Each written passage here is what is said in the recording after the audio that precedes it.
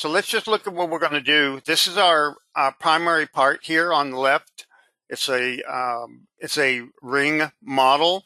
So this model is about 12 inches or 12 millimeters in diameter, about 18 millimeters in diameter, 12 inches wide. And we have several features here that we're going to be machining out. Obviously, in the center, we got this diamond air pattern that goes around the part, and then another offset pattern right next to it. So we're going to be using various continuous four-axis roughing methods to rough this down, and we're going to show you each of the roughing methods available. And after that, we're going to do some finishing. We're going to do finishing in levels, our level finishing, and then we're also going to show you how to rough this out in parallel finishing, because you can use parallel finishing. Even though it's a finishing operation, you can use it very well for roughing as well. So we're going to show you that. After we finish it out, we're just going to do some pocketing, four-axis pocketing in these areas. We're going to do some cleanup passes around the pocketing areas to clean these edges up. And then we're going to show you some different ways to machine these outer rims here. We're going to do, first we're going to do a facing operation, and then on the other side we'll show you how to do a profiling and clean this up just as well as the facing. So in this picture here, if you're unfamiliar with how four-axis works, the green arrow here is our fourth rotational axis.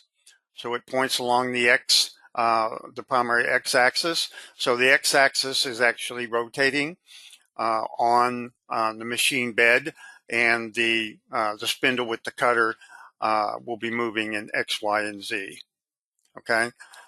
Now we're going to be using another model to show you the drive surface machining, and this is a true four-axis method, whereas the rotational axis and the X, Y, and Z, the three axes, are moving in tandem to machine this part.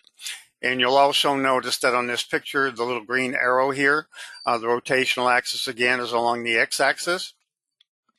Okay, and you'll also notice, pay attention to the shape of this part, how it's not actually centered on the rotational axis.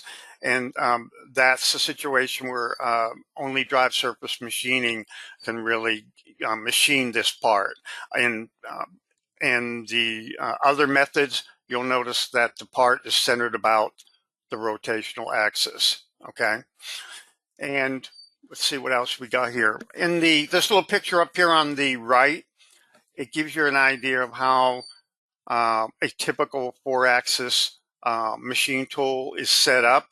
In this particular setup, we have the fourth rotational axis is on the table of the machine. So if you look at number 4 here, and you look at the green arrow, similar to these parts, the models over here, you'll see that the green arrow begins on the left side, and it runs along parallel to the x-axis right here, number 1. Okay, so there is another configuration where the rotational axis is actually in the head. Okay, but that's not how our parts are set up for this particular demonstration. In most cases, it'll be along the table, and the spindle, just like a 3-axis spindle. Hey Don, I just want to say a few words about rotary axis being on the head. I mean, it might be obvious or might not be obvious why the rotary axis typically is on the table, because if you can imagine, if the rotary axis is on the head, it can't really reach a lot of places. Right? It can't go under the part. While if it's on a rotary table, it can spin and expose the undersides of the part pretty easily. So the most common configurations we see is the rotary axis is on the table. Mm-hmm. Okay.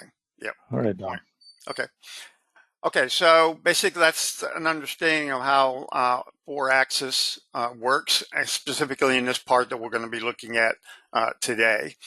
And down here, we just have a list of the operation types. We went over those in the agenda.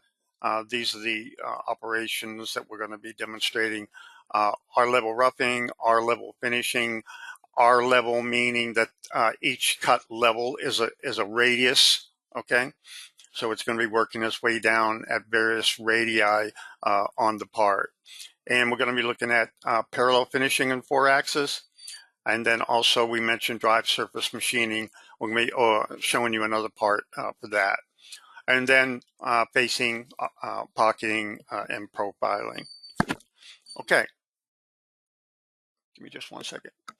What we're going to do first is we're going to rough this out. So there's a number of couple of different ways you can rough it out. We're going to do it, show you in both ways. So let's go ahead and do the R-level roughing. Now, I want to make a clarification in the R-level roughing.